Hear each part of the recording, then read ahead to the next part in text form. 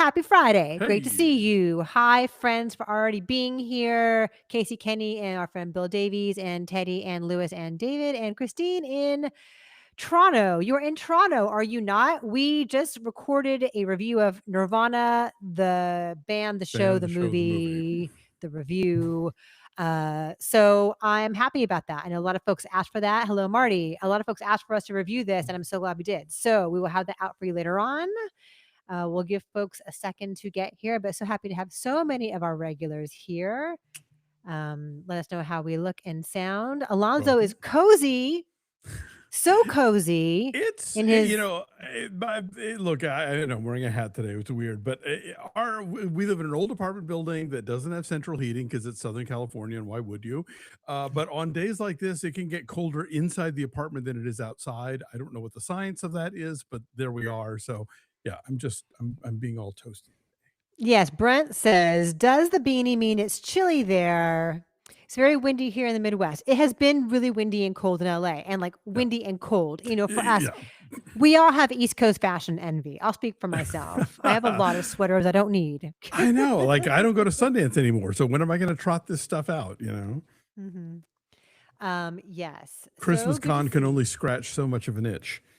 Yeah, so cold. Happy to see you all, though. We've got a lot to talk about. I want to mention before we begin, I don't know if you can see her. Oh. She's sleeping. Could you see her? Let's see. There's a lump back there. I don't know. That is Molly. We are fostering this sweet Boston Terrier girl named Molly. We have adopted a couple of dogs from Boston Buddies, the Boston Terrier Rescue Group, and fostered with them. And I got a text from the woman who runs the group saying, hey, can you go grab this girl? She is 10. She was surrendered to the Pasadena Humane Society, actually. And it was a couple, and the husband of the couple has had serious medical issues, and they just couldn't afford to take care of her anymore. And so they surrendered her, which is very, very sad. The only home she's ever known. And so Boston Buddies grabbed her and brought her to their vet hospital and got her all checked out. And then my friend Alexis and I drove out to Anaheim on Wednesday and picked her up and brought her back. And she's doing great. She's 10. She's a little overweight. I don't think she was getting walked too much there toward the end of her time with this family. Maybe somebody can take her on a run. I'm not sure she's in running shape. I'm not sure she's there just yet. But she's really, really sweet. Yeah, we'll go, but she likes to go for walks. She's really sweet. She's really funny. It's been so fun to watch her personality come out. So she is hanging out with us. We are fostering her. And as Chris says, he suspects we're probably going to end up with her because who wants to adopt a 10-year-old overweight Boston Terrier girl with glaucoma? She's sweet. She's a good girl. So I think she would do okay here. I hope everyone says hi. Thanks for saying hi, Brent and Christine and David. Thanks for saying hi to Molly. It's just nice to have a furry friend around, and she is good at cuddling. Yay. So there you go. So we have a lot of news to talk about. A lot of people died this week. It is sort of shocking. Like every day there was somebody else. And so it began with Robert Duvall. We spoke about him earlier this week, but I love to talk about him here with you guys as well. I know a lot of you chimed in with your favorite performances of his. When he'll be our off the menu and for our Patreon in March, we're going to dig into the little deeper choices. So like we'll assume that everybody's seen The Godfathers and they've seen Network and Apocalypse Now, but like, have you seen The Great Santini or The Apostle or Tender Mercies or Tomorrow? So we're gonna go into some of the deeper cuts in the catalog.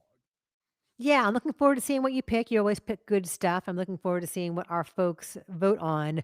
So that is coming in March, and then later on this month, we don't have that much month left. Next week, we'll do this month's off the menu, which is Wuthering Heights. It is the 1939 Wuthering Heights. Yes, which was voted on by our Patreon members. If you want to vote, if you want to see those reviews, come join our Patreon. Yes. But yeah, so in addition to Duvall, we lost the great Frederick Wiseman. who I think was, our greatest living documentary filmmaker, and somebody who really kind of changed and shaped the notion of what documentaries looked like, and could convey. His films were often really long, but they always merited it. He loved process, which is a thing we talk about a lot. He loved the staff meetings and the board meetings and the council meetings that led to, the way that things were handled within institutions, be they hospitals, be they dance troops, or small towns in Indiana, or the city of Boston, or department stores, or whatever.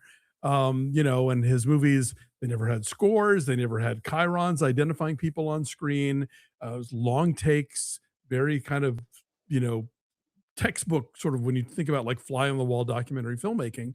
But I think just one of the greats, and remaining active until, in the last couple of years, like, he put out the 4 hour, what I guess, Menu Plaisir, which was Mhm. great.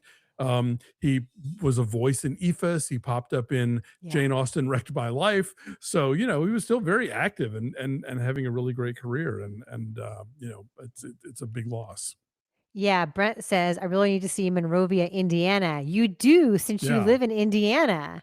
Yes, and Great Libraries Doc says Woolly Pulpit. Yeah, Oh and the yeah, Ex Boston one Libris. too. Yeah, City Yeah. Hall. And if you have not gotten a Canopy subscription yet, if your local library system is, affiliated with Canopy, great time to do it, because they have the entire Wiseman library. All of his documentaries are there. I don't know if he made like two narrative films, and I don't know if they have those, but all the docs from Titicut Follies up to through Menu Plaisir are all on Canopy. It is amazing, the output is prolific, but just that he did even one of these kinds of movies is so impressive, much less like many, many, many over the course Yeah. of decades, it's just what a massive undertaking, and it's the purity of it is so bold, and Mm. just the total disregard for whether it had any kind of commercial viability, Yeah. he made the movies he wanted to make. He actually, like, people got mad when he made The Store, because, everything else before that had been, like, about hospitals and, jails or whatever, and they're like, they accused him of selling out, and he's like, "No, this is, like, shopping is as fundamentally American as anything else," and I think he actually, like, briefly lost his PBS funding, but then got it back. It was a whole thing, but that's a really great movie, and it's the one I usually recommend to people to start with, because it's under 2 hours, but it Mhm. really gives you a feel for how he makes movies and how he tells stories. It's shot entirely in the flagship Dallas Neiman Marcus store during Um, the Thanksgiving and Christmas season of 1982. It's really terrific. so much hair and shoulder pads. Oh, so much. Like the glamour shots section of this movie, the part where the ladies in like the jewelry department do these exercises in the morning where they exercise their fingers because they're going to be like punching the cash register keys, and exercising their faces because they're going to be smiling all day. Like, it's a That's real great. thing. It's So amazing. so great. Yeah, so really like a rich, rich filmography. So just go ahead, yeah, go to Canopy and just dig in and just Yeah. pick anything really and just start from there. And then Tom Noonan, we learned, died at 74. Yes, yes, he passed last weekend. A fascinating character actor who was also a really talented filmmaker. I think he is most remembered by people for like being Francis Dollarhide in Manhunter, or being like, the bad guy in Last Action Hero. Like these big sort of crazily villainous. Like, he played Frankenstein's monster in the Monster Squad. He had a physiognomy happening there that loaned itself to those kind of roles. But then you watch What Happened Was, which is just this searing, like, two-hander, this really awkward date, um, that unfolds over the course of this movie, that really, I think, established him as a writer director to watch. I remember going to the press screening of that movie, and it's one of the few times ever where like the lights came up and no one spoke. We all Oh, just kind of like, why? because it was just so emotionally devastating. That movie is so disturbing and recognizable in a way. I mean, like, these characters feel very lived in, and it's not like this big crazy thing, but it's just the whole everything that transpires is so dark and unsettling that everybody just kind of left quietly. Then he followed that up with The Wife, which was based on a play that he had done with his then wife Karen Young, and the two of them actually came to Dallas when I did the film festival there for that movie, and so I got to hang out with them some, and they were lovely.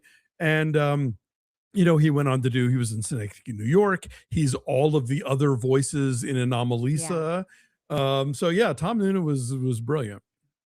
What a varied career, Yeah. but just so has sort of a like an unsettling presence. I think, I'm not all that familiar with him personally at all, but I do think of his role in Manhunter as just supremely creepy, Right. indelibly creepy. And I think in an earlier era, like he would have just been like the guy in Universal monster movies, and that would have been his whole career.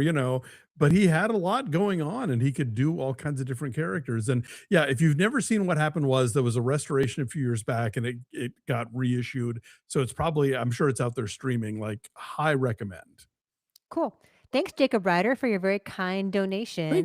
you. Jacob says, when I heard about Duvall's passing, my first rewatch was Secondhand Lions. I still think it's a severely underrated movie with a wonderful performance, and seeing Michael Caine as a Texan is fun. Yeah, Haley Joel Osment's in that as well. I don't remember a Mhm. whole lot about it. If I recall it being kind of gentle. It's not one that I've seen actually, so I don't know, but like, I think A Family Thing is a good Duvall one from that era as well, with him and James Earl Jones discovering that they're actually brothers. Uh, Yeah, I mean, just so incredibly versatile, decades and decades of work. Then we got to talk about Eric Dane. yes, This is awful. He was 53, yeah, and he had ALS, and he just had the beginnings of symptoms in 2024 and announced less than a year ago in 2025 that he had been diagnosed with ALS and then just died this past week. It happened yeah, so fast. And it's such a good reminder that like anything can just derail your life like that. yeah. Any medical calamity can just happen and like everything changes. Absolutely. But he was not only public about it, but really devoted himself to activism about the disease and the condition.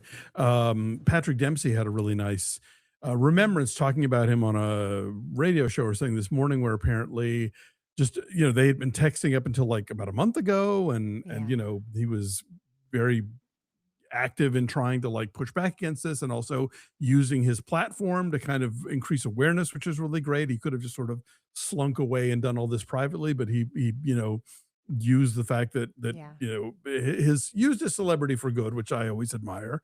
Yeah. um and apparently, like when he was cast on Grey's Anatomy, like that was a guest shot, and it just Oh. hit so well that like they expanded it and made it a regular thing, and when he became McSteamy. McSteamy um indeed. Yeah, nice to know that McDreamy is texting McSteamy and that they were still friends at the end. That yes. was nice. As Leo points out, Eric Dane is too hot to die. That's part of what is so shocking about this. Is somebody who seemed like young and handsome and virile, and like Yeah. it's just shocking, when that sort of thing happens to someone like that. So, yeah, he was married to Rebecca Gayheart, and they had a couple of kids. Mhm. And Chris reminded me that we saw them at the ArcLight at a showing of There Will Be Blood, like Christmas Huh. Day showing of There Will Be Blood. I had forgotten that, but we saw them out there at that.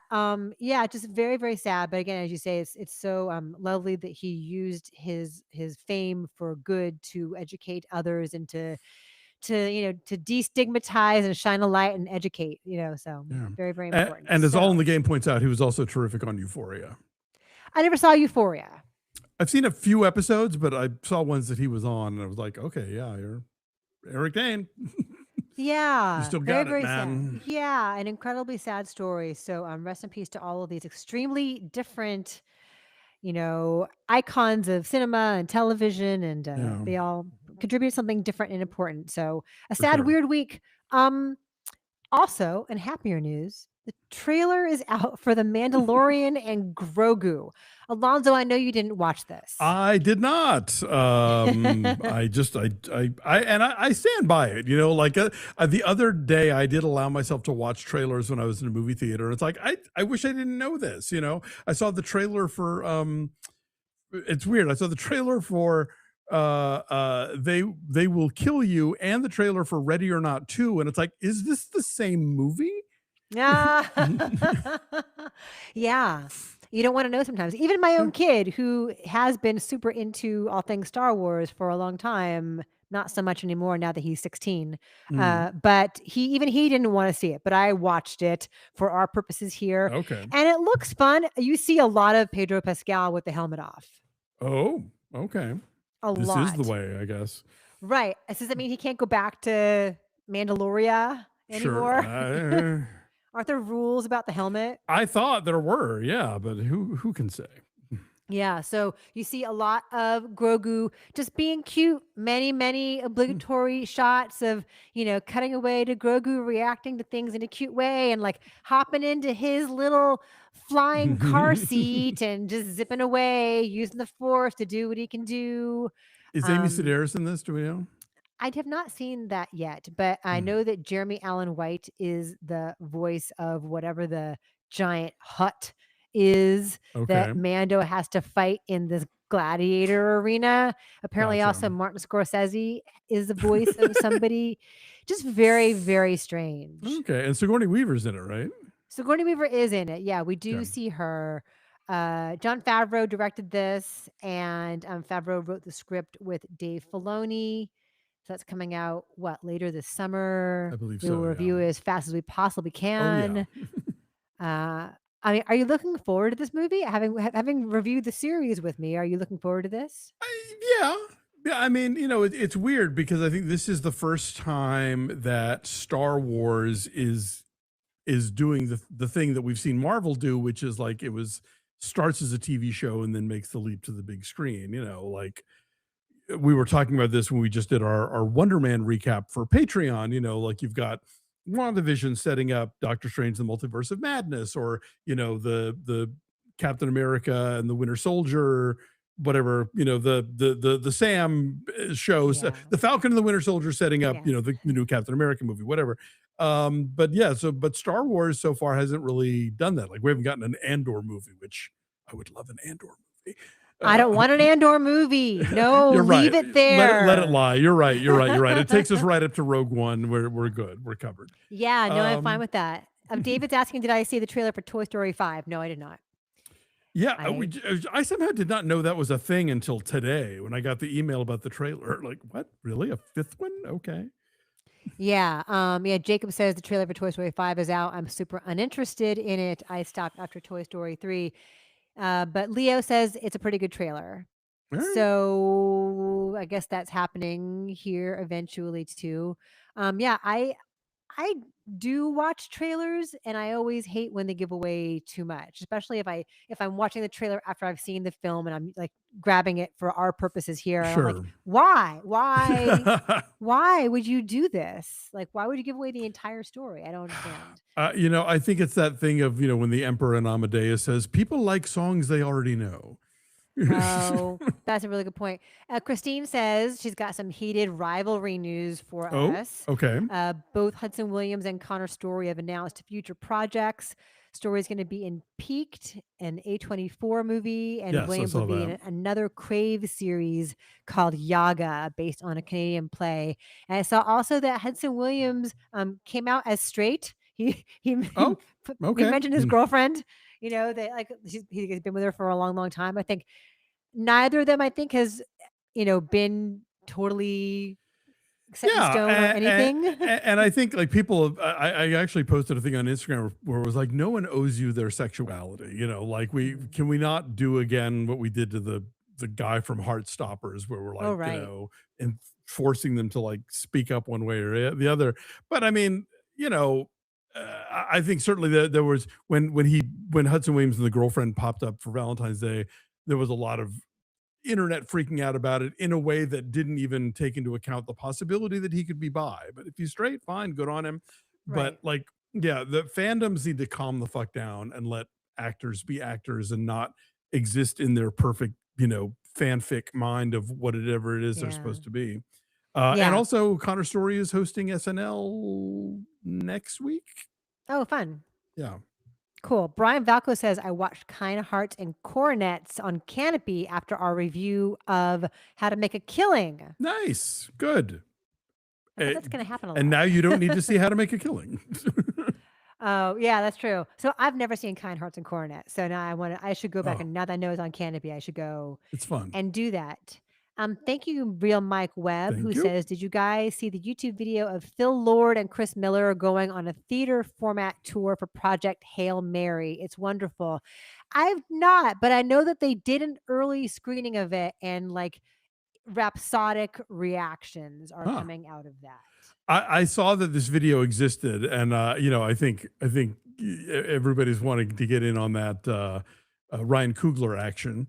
But yeah, I do want to watch that and to see how they do it. That I'm seeing that like next week. Like they're really excited about screening it for people. Yeah, they're showing it very soon. I think Tuesday night there's a screening, so Yeah. maybe I'll try to go to that too. Yeah, Mike Webb says they're showing Project Hail Mary in a different variety of formats, from IMAX 70 millimeter to 4DX. So Hmm. that could be fun. Like the trailer itself didn't really excite me, but that could be fun to see it, in a Again, specialty way. a trailer I wish I hadn't seen because it reveals a big thing that I did not know, and now I do. And it's like, that would have been a nice thing to discover along the way. Yes, our friend Brent, who is a critic in Indiana, said he's seeing Project Hail Mary in a week and a half. So Hmm. MGM must be confident. I Yeah. guess, yeah, Interesting. So anyway, we will review all these things of eventually when they do course. indeed come out. Let's talk about the Stephen Colbert thing. Yes.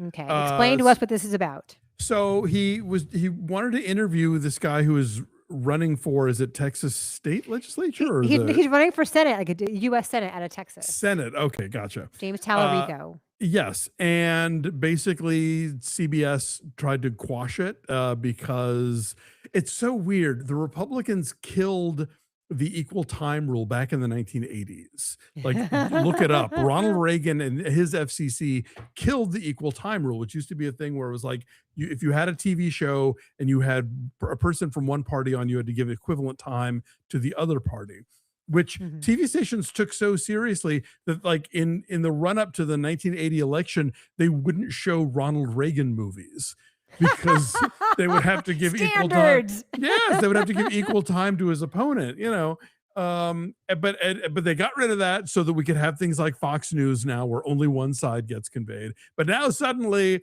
everybody wants the equal time rule back because, if you have, Colbert wanted to talk to somebody who is a Democrat and who has like progressive ideas, they wig out about it. So if the interview instead winds up going on YouTube where it got millions of hits, like, Many millions. yeah, like compared to the number of people who would have watched that interview had it just aired Totally. on Colbert's show with no comment whatsoever, it Streisand affected itself into Completely. into this huge thing, which you'd think they would have learned from the 60 Minutes thing, that this, when Canada aired it and then everybody in the US could access it online if they wanted to, not to do that, but they keep stepping into the same bucket. So yeah, this is why I really don't want Paramount to take over Warner Brothers, as much as I don't want Netflix to it either. I don't want Paramount I don't want David Ellison getting his mitts on CNN. Yeah, no, and I love Colbert for this, where he just came out and said, "Here's what I was told not to do." And so, you Yeah. know what? That's what I'm gonna do. I'm gonna do Ba-ding. it because of that. They don't want me to see it. And you're right. Like many, many, many millions of people now know who James Talarico is, Yeah. and know that the network tried to silence Colbert because of him, than would have if they had just aired it normally and just moved on. Exactly. It would have been a blip and whatever, but now it is a matter of focus. This guy has become a household name Yeah. nationwide. So well done, everybody. Well done, Barry Weiss or whoever at CBS is making these boneheaded decisions. Um, Real quick, it's funny. You'd asked me if I saw trailers when I went to see the Elvis Presley concert Mm. movie in IMAX. There's a trailer for Tommy, which is getting a 50th anniversary reissue for like 2 nights Oh, in cool. IMAX. Dave White is very excited. He's I hear obsessed with that clapping. movie. Is that Dave White? Yes. I don't think I can stand that. I don't think I can handle that movie again. It's too much. But yeah, they're showing it in IMAX for 2 nights in March. Oh, that would be a trip.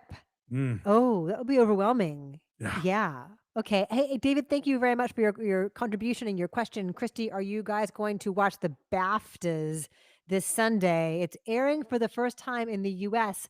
on USA Network. No, I had not Oh, planned to. no. I'll tell you what I'm doing on Sunday, and this is on our list of things to get to, is I am moderating a Q&A with Sean Baker on Yeah, Sunday. cool.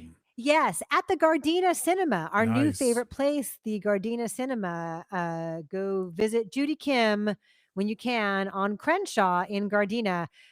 Sean Baker has been a big proponent and advocate for the Gardena Cinema, for Yeah, the theatrical experience in general, but really kind of was the first person to help put this place and put Judy Kim on the map. And yeah, so other filmmakers like Paul Thomas Anderson have also come to support her. But when he was doing his big Anora press tour, a couple of years ago, was it a couple of years mhm. ago? Last year. Last year. Last year was Anora. Big LA Times story, front page of the calendar section. He's sitting in the seats in the Gardena Cinema. Mm. So he's been great. And so they're showing a whole bunch of his older movies. They're showing Prince of Broadway Oh, wow, on cool. Sunday. And so I'm going to talk to him after the 3 o'clock showing. There's a link in the description of this live stream. If you are in LA and want to come and see it, it's an 800 seat theater. It's Yeah. giant. The Guardian is great. It's a great movie. I'm sure your interview with Mr. Baker will be great. So yeah, people should go. Yeah, it'll be fun. So you've seen Prince of Broadway?